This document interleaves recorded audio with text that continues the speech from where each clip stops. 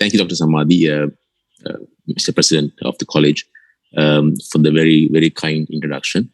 Allow me to try and share my screen, and I hope that it will be visible. Yes. Lovely. Okay. So thank you for what has joined. Palliative care, I think, has been an up and coming and interesting topic that has been in the fray for a long time, but reached Sri Lanka very recently when the college has taken this further and forwards and venturing into a more island-wide national service for our country. The topic I've chosen today is slightly different and varied from the conventional palliative care we talk about. Myself, as a vascular and transplant surgeon, and now as Dr. Samadhi's interest in palliative care, I'll be talking about palliative care for advanced peripheral vascular disease in Sri Lanka, but more or at the same time, just trying to open some views or open some thoughts about looking beyond just cancer when it comes to palliative care and about surgical palliative care in general. With that note, let me just move on to the topic and we'll So let me just set the background first of all. And I think the last webinar just described by the chairman, the president of the college about what this is. But just to set the bar as to what palliative care is, it is an approach that involves improving the quality of life of patients as well as their families.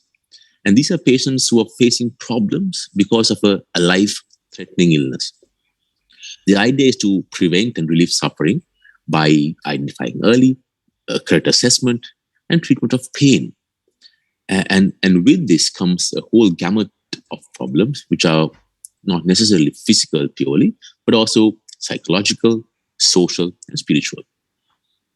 So the WHO clearly recognizes that palliative care is a very, very important concept, and they have recognized and introduced it as part of the human right to health. And that's a very, very important concept. That said, they've also made sure that it should be patient-centered, and also it should be integrated to the health service to provide palliative care for our patients.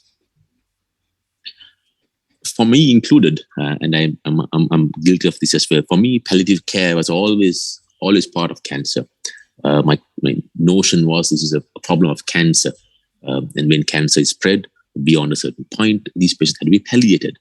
But I think what is very clear now is that it doesn't necessarily equal to cancer.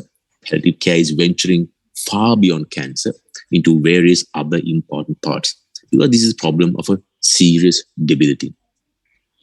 Looking at the WHO, and they're very clear about this, if one looks at the spectrum of palliative care, while cancer is quite high up there with 34%, what is surprising is that the cardiovascular disease is actually the highest contributor to palliative care or to offer the need for palliative care, with 38% of global palliative care involving cardiovascular disease. Apart from cancer, and these two are the primary problems that require palliative care in medicine, there's also elements of chronic respiratory disease, chronic renal disease, and et cetera, et cetera. So the surgical palliative care is a subcomponent. It is a component of both cancer as well as these other various components, including cardiovascular disease. And the surgical palliative care is one I am hoping to allude to more in our presentation and discussion today. So it is palliative care. It is about treating the suffering and promoting quality of life for seriously ill patients who are undergoing surgical care. So very clear that the surgical palliative care is a component of this whole palliative care. And anywhere that surgical patients are involved, the surgical palliative care concept is also brought into the play. So what are the core principles of surgical palliative care?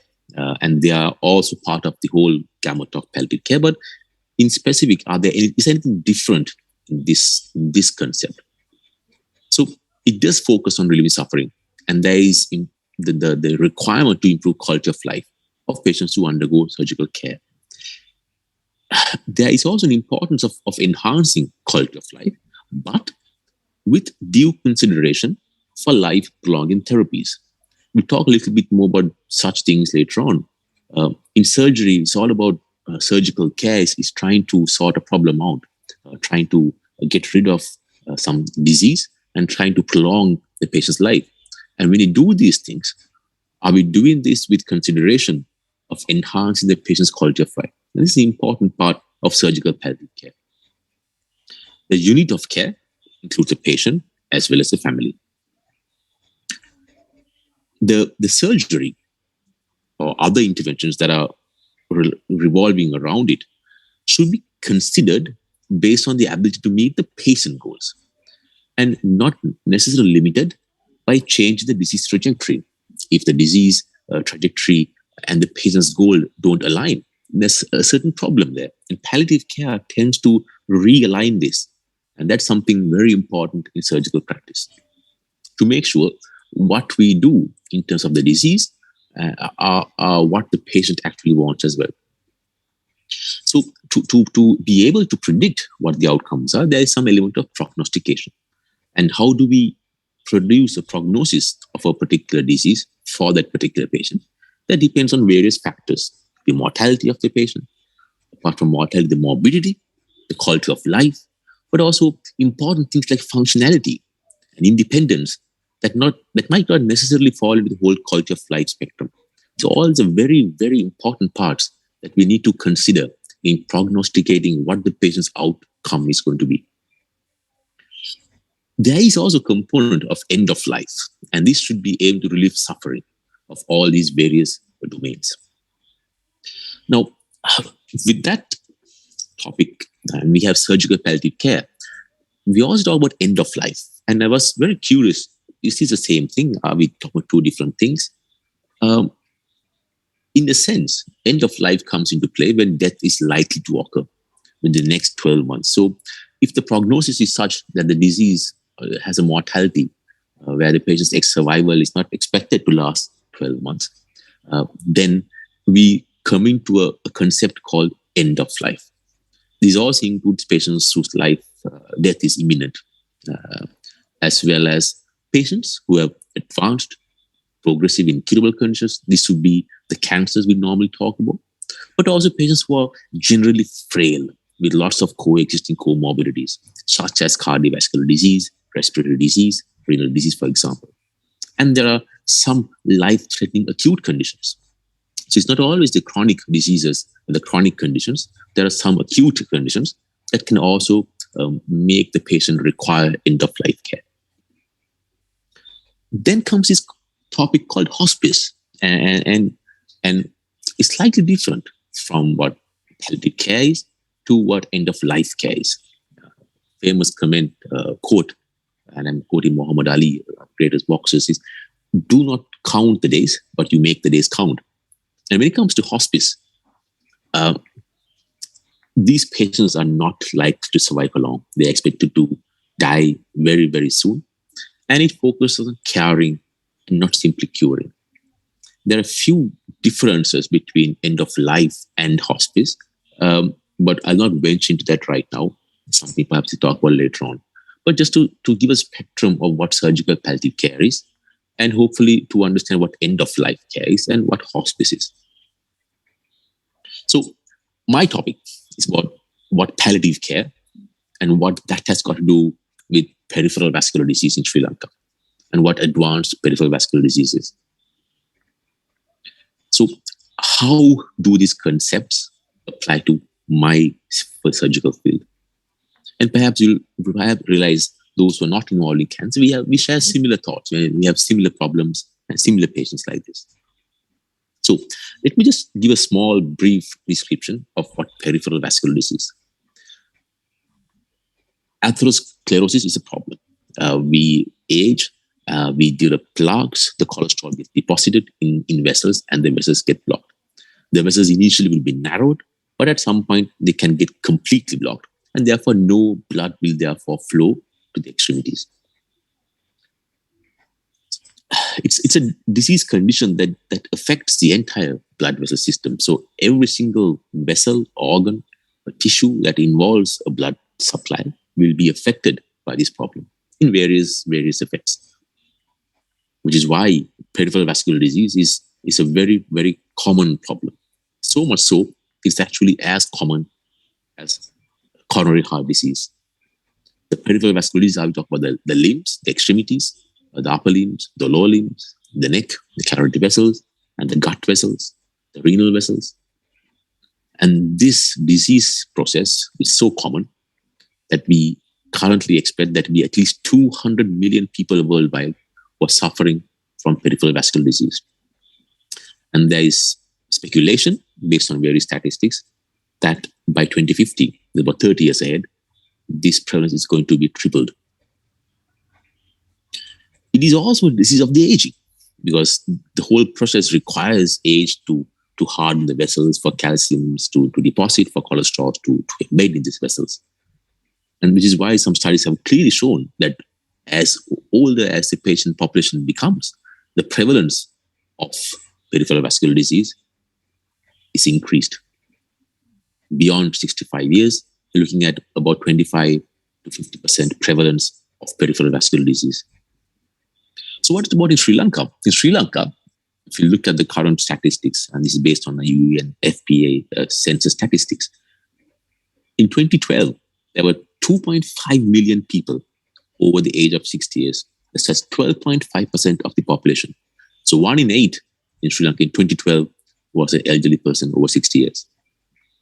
It is expected in the 10 years' time that this proportion is going to be doubled to about 25% of the population. It's, like I said, affects all the blood vessels of the body, not necessarily the blood vessels of the limbs. So we expect that there is going to be disease in the rest of the body as well. So those who have peripheral vascular disease, they have a 2 to 3-fold risk of having a stroke and having a death from a stroke. They have a 4-fold risk of dying from a fatal myocardial infection. If you put these two together, myocardial infarction and stroke, these patients have a 6-fold risk of dying compared to anybody else. So the presence of peripheral vascular disease itself means that there's a high risk of mortality. There's a significant disease problem. What are the risk factors? Smoking, diabetes continues to be the highest factors involved in this process. And how are things in Sri Lanka? If these two are the primary problems, it's nice to know that the whole prevalence of smoking has decreased. And this is based on the ADIC data, and I'm sure Dr. Samad will be more conversant about this. There's been a gradual decline, apparently, on the use of smoking, at least cigarettes. But we do know that right now in the world, there are 285 million people with diabetes. So this is the next biggest risk factor. In Sri Lanka, 1 in 11 has diabetes. And if you look at those bar charts with the different colors, the red and the orange, you see that the 40 to 49 age group and the 50 to 59 age group, they're the highest prevalent people with diabetes. And as the population ages, this group is going to become bigger and bigger. And the prevalence is going to increase a lot more. 1 in 3 people who have diabetes and are older than 50 years also will have peripheral vascular disease. So in a patient with diabetes, with peripheral vascular disease, and this is my area of work, what are the problems that this is going to cause? One, it's going to cause infections. And we see patients with diabetic foot infections pouring into our clinics and casualties with collections of pus, sepsis, fever, because their feet are numb. They can't feel injuries. If these are not sorted out, they end up with huge ulcers. The diabetic foot ulceration is a tremendous problem. It's a huge burden in our public and private setup. Some of these patients, the 1 in 3 I talk about, who have peripheral vascular disease and the blocked vessels, they're going to have gangrene. There's going to be tissue death, toes are going to die, and they're going to be limb loss because of this. Diabetes works in a very, very funny way. Some people's feet are deformed to the point where you can't even recognize them as feet. These are Charcot's foot, a classic example where the entire foot has collapsed. There are no arches, these patients are at high risk of having ulcers and issues. So if this is the spectrum of problems that a patient will have with diabetes, what are the outcomes? Sadly, a lot of these patients end up with minor amputations. And this could be loss of a toe or two, sometimes part of the foot as well. Some people are not even that lucky. They end up losing their limbs completely. And these are the major amputees. This gentleman, our patient's award, has already lost his upper leg on the left side and above knee amputation. He's with us these days for the right side leg. He's also having peripheral vascular disease. And chances are he's going to lose that leg as well. So this is a spectrum of this advanced peripheral vascular disease, and the problem diabetes, smoking, aging population is going to cause our country.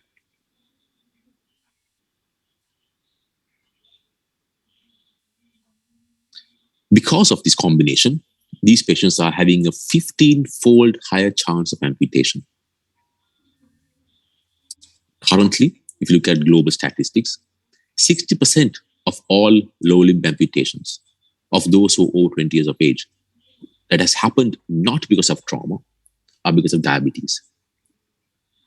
And I'm quoting our statistics from our unit at National Hospital, a study done a few years back. Out of 154 major low limb amputations for critical limb ischemia, there's advanced peripheral vascular disease. 60% were male, 63 was the current common age of these patients, and 85% were diabetic. How long are they going to live is not the important question. What is their mortality? What is their 5-year mortality? How many of these patients, if you start off now, at 5 years are going to be living? And can I just compare this with cancers? Because cancer is one that is very familiar to us. So if you look at breast cancer, the very commonest cancer, it is the commonest female cancer in our country. If you look at the global breast cancer mortality, 5 years, it's about 15%. A patient with diabetic foot charcot, the one I showed you with the deformed foot, with no ulcers, that patient's 5-year mortality is 29%. If that foot ulcerates and the patient develops an ulcer, like the picture I showed earlier, his mortality is even higher, at 31%. If you pool all the cancers together, you pool them together, it's just slightly above the 5-year mortality of a patient with diabetic foot ulcer. So considering the fact that we are in a global epidemic of diabetes, and 1 in 4 people are going to have a diabetic foot ulcer, you can imagine how sad the situation is going to be in terms of mortality in future. Now, let me add peripheral vascular disease on top of this. And I'm going to put 2 things together. Those who lose their toes and those whose limbs are saved because of a bypass procedure. Their mortality is staggering. If you lose a toe, a minor amputee, his mortality at 5 years is 46%. If there are 100 people we do a bypass procedure on today, at 5 years, only 50 are going to be alive. And these statistics are a lot worse than if pooling all the cancers together. How does a major amputee fare? And these are patients who have lost a leg, either a below knee amputee or a above knee amputee. Their 5-year survival, global statistics, is 57%. Beg pardon, the 5-year mortality. It's not even half of these people are alive at 5 years of age. Currently, the most commonest cancer, perhaps the one with the highest mortality, lung cancer, is the only cancer that surpasses a major amputee because of critical limb ischemia. And the 5-year mortality for lung cancer is quite high, more than 75%, according to world guideline statistics. So I hope that gives us some information as to how bad this problem is. May I also quote some of our own data as to how our patients compare with the global statistics. And I'm taking 2 groups of people, those who had a major low limb amputation, that's a column in black, whose mortality was 57% at 5 years, and the group in pink is a patient with critical limb ischemia who were revascularized. Let me first take the major low limb amputees. Out of 154 people over a 5-year period. These patients roughly spend about 18 to 20 days in the hospital.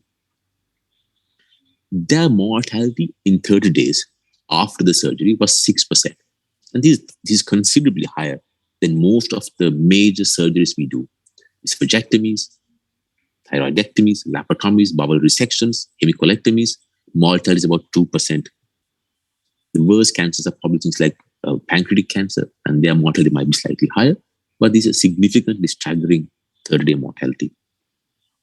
How do they perform with years to come? Our patients at National Hospital, the premier tertiary care center of our country, at 5 years, the survival was 35%. The mortality is 65%. And that is way higher than the global statistics of major amputees. And it's becoming very close to the worst cancer at all of lung cancer. If you look only at above-knee amputees, and that's the AKA that we prescribe, at 4 years, only 20% of these people were alive. What is even sad is that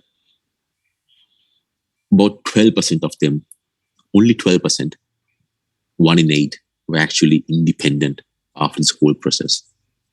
So one can imagine their quality of life they have, their level of independence, their level of functionality, the requirement for the family members to be around to help them, how much a problem it is. If you look at the guys who had a revascularization, so these patients had critical limb ischemia, but were reperfused or revascularized. These are National Hospital data. The 30-day mortality is still quite high at 4.6%. The survival at 1 year is slightly better. 82% have survived. We were able to save 82% of their limbs at 1 year.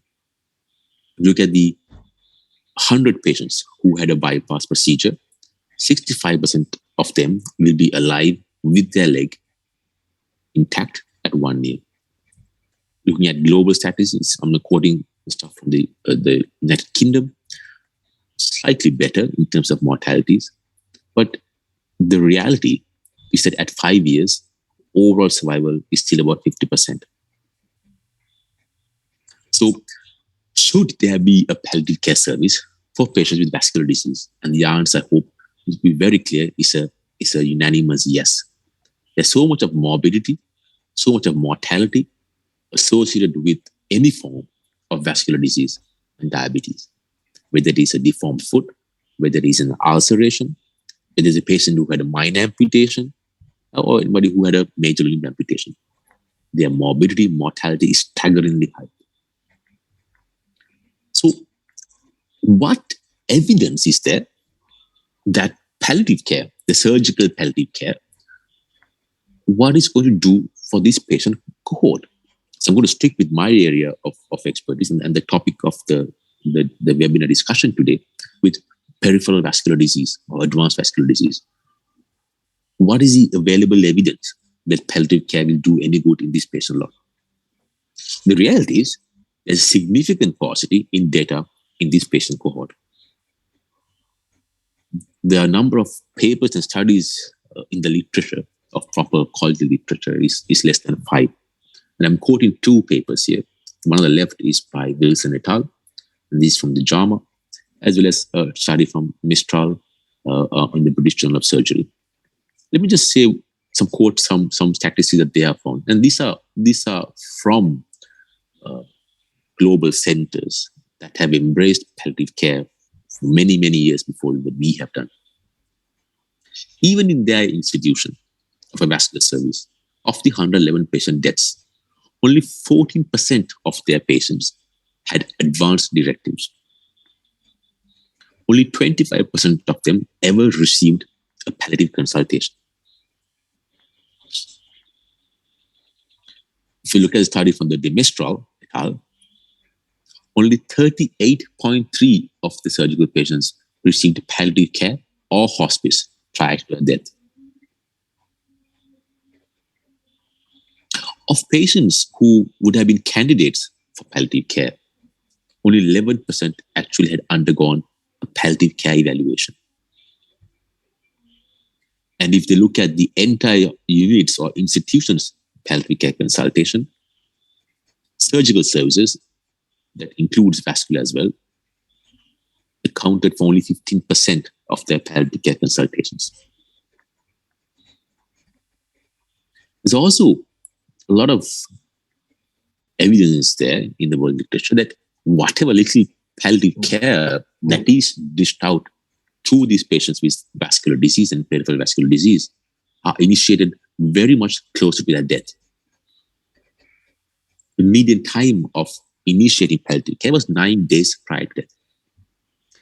Quoting the study of Wilson et al. In the JAMA, they actually found that their median time for palliative care was actually only merely 10 hours prior to death. So it seems that the palliative care in terms of advanced vascular disease or any vascular disease is actually quite limited. It doesn't seem to have grown that much. And whatever that is done very late rather than early in the business. So if we are having a particular pathway for this process, what is the structure of this place? How should we have a structured surgical palliative care pathway? In the institutes that have had a program, and I'm quoting their statistics, their data and their recommendations, it's about having a system where the patient and surgeons work together. And the key thing here is to define goals of care. What are the goals of care? The goals of care will be based on what the patient wants, what the family wants, on what the disease is like, what is the prospect of saving the limb, what are the prospects of achieving functionality. It's a very individualized thing. And the whole idea is, once you define those goals of care, is to make sure that all decisions you take are aligned with the patient's vision of their goals for the remaining life they have. There's alignment of the care plan with the goals and expectations that have been defined before with the patient. And this needs to be therefore started early on in the business. You need to be able to identify these patients and have a discussion with them and their family to clearly set the bar as to what they want from their care. Doing this will allow access to various other resources. And as the college, so many things have been taking place in our country in trying to establish these resources. Getting nutritional support, getting pain support, psychological support, occupational support, keeping them fit, keeping them happy. It's all important aspects that will probably come into play if one had actually considered establishing a palliative care pathway for these patients. All of this will perhaps, hopefully, result in an improvement of their quality of life. And they're able to pursue curative treatment while receiving palliative care services as well. The notion that palliative care starts when curative treatment is no longer possible is a misnomer. Both of these aspects can work together and can coincide. So what is the actual benefit of such a program in the unit? And of those 10 to 15% that actually had a palliative care plan in place in those papers I mentioned, what was the benefit that was shown? So, quoting some studies, in centers that have a structured surgical palliative care pathway, they have seen lower rates of intensive care unit admissions. There's a clear distinction made as to what the ceiling of care is going to be for that patient. They reduce lower rates of hospital admissions. There are high rates of home death. We talk about death as well a little bit. There's improved symptom control because the onus is not to cure the disease anymore. Sometimes it's about controlling the symptoms, keep the patient happy. And you draw a line at a particular point where the patient and the team that manage the patient are happy with. And beyond that, it's about caring and not curing. Altogether, if you look at the system that and it's from health economics point of view, there's a lower cost of care. Money is saved through this process by clearly defining what the patient wants and ensuring that what we do is based on these patient's requirements and patient's goals and missions and expectations. While we aim at quality of life, it's very important that we do aim quality of life, there's also a certain element of quality of death. And I'm sure those who are involved in cancer as well as in significantly morbid diseases are very aware how important the quality of death is. We all have had loved ones who might have been part of this, and death is a natural process of life. It's the only 100% guaranteed process out there. And we need to be able to understand what death means to each individual patient. Should death be something that happens in a cold AC room with lots of instruments and machines hovering around them, hardly any people around, and those who are actually are involved in something else? You're covered to make sure that the flies and insects don't come into you and contaminate the field. Is that the death and the quality of death we want our patients to have, knowing that their mortality is so great? Or would one rather prefer a death at home, in the presence of your loved ones all around you, being in the environment that is comfortable to you, not surrounded by machines, but friendly faces and happy faces, and be able to look around and then embrace that moment with your family and your loved ones? Ensuring a quality of death is as important as ensuring a good quality of life. A good death could be defined in many, many ways. And at the end of the day, it's about what that patient wants, what that person wants. What is a good death for that person? It could be experiencing as little pain as possible. No pain for me, please. I don't want to feel pain. Not the physical pain, but also get away the psychological pain, the spiritual pain. It could be resolving very interpersonal conflicts that have been dragging on in their lives. It might be about satisfying some wishes that we always wanted to do, to see the children or grandchildren who live far away, pay homage to a place close to your heart. Maybe that would be the good death for the person. Maybe it's about handing over control. You've been controlling your life, controlling your loved one's life for all these years. When death is imminent, maybe it's trying to let go of that.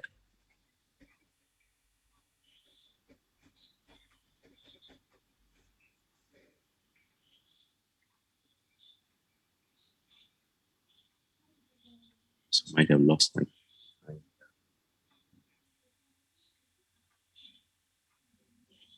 Yeah, sorry. It's maybe by protection from needless procedures, being intubated, getting CPR, getting these investigations. And each person will want to be aware as to how social alert they want to be. So, what's the Sri Lankan experience when it comes to palliative care in advanced vascular disease? Currently, there is no such care for advanced vascular disease in Sri Lanka. There is no formal end-of-life care pathway for this cohort of patients in Sri Lanka that is established. But there's a lot of emphasis taking place for cancer.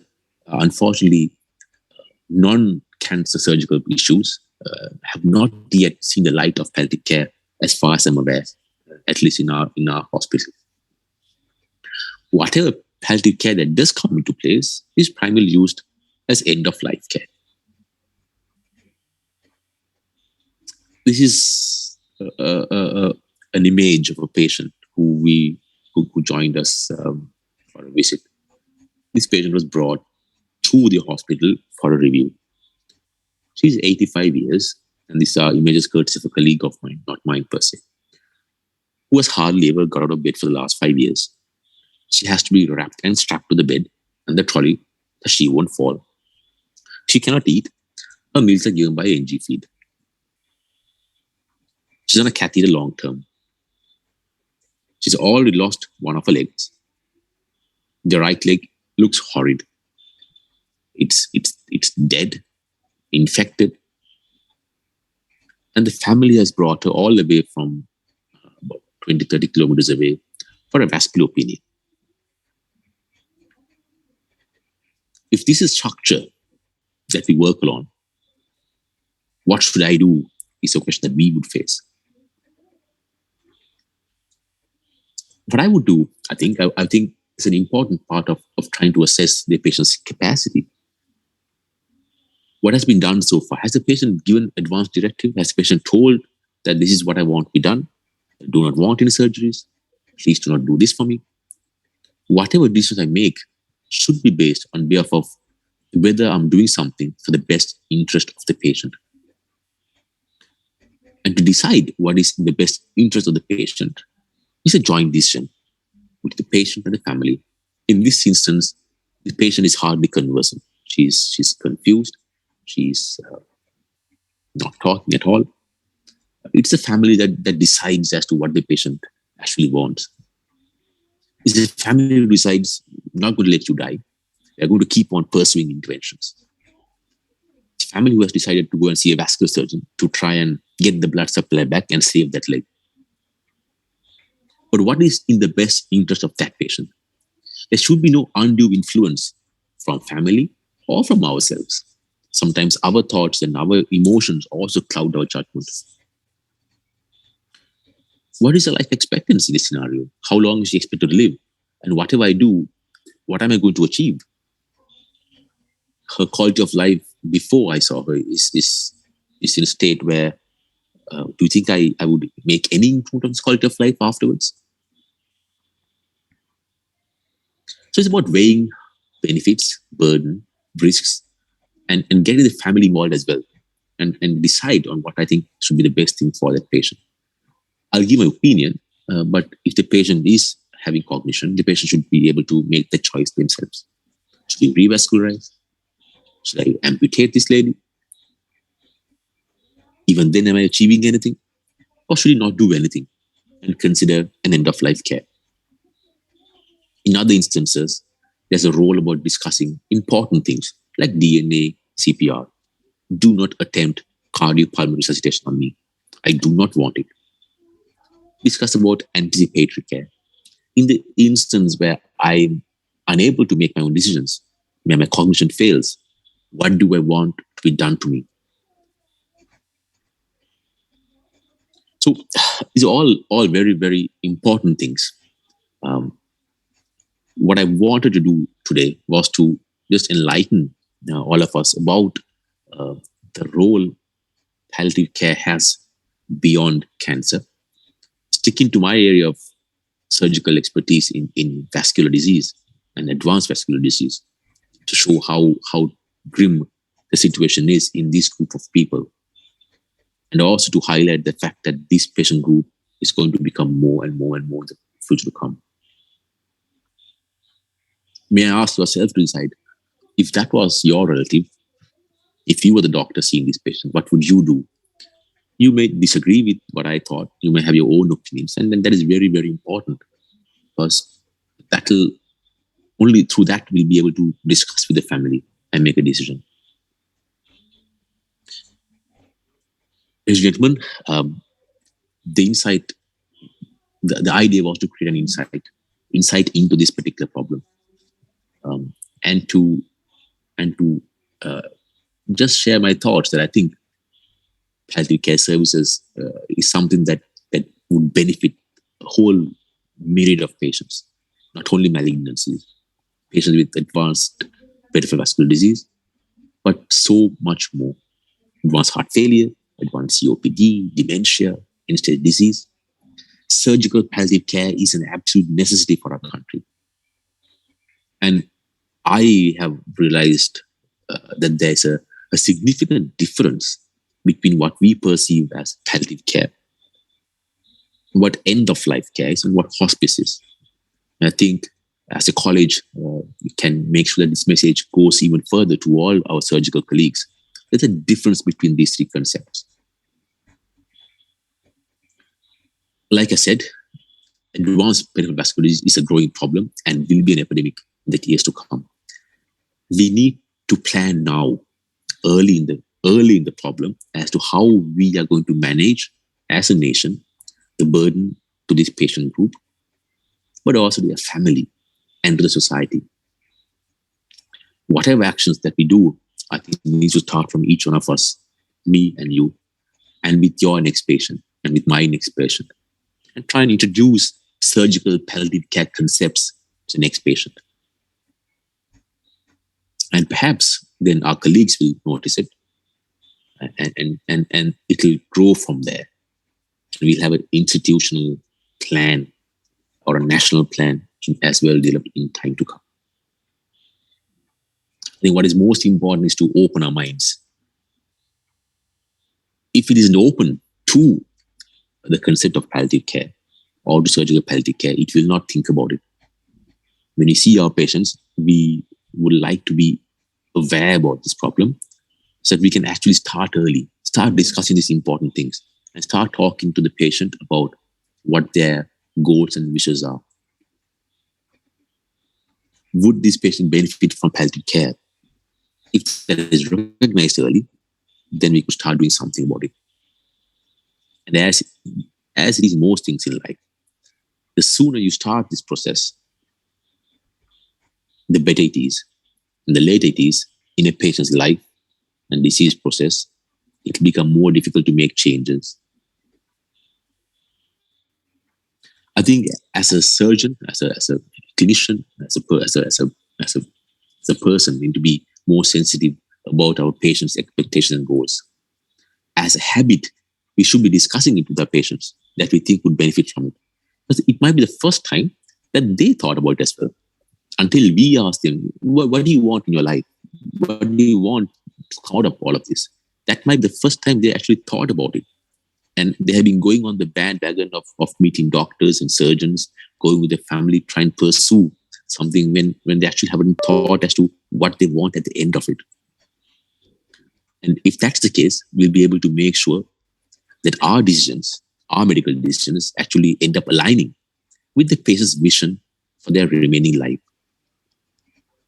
And we'll be able to aim for a good quality of life and a good quality of death.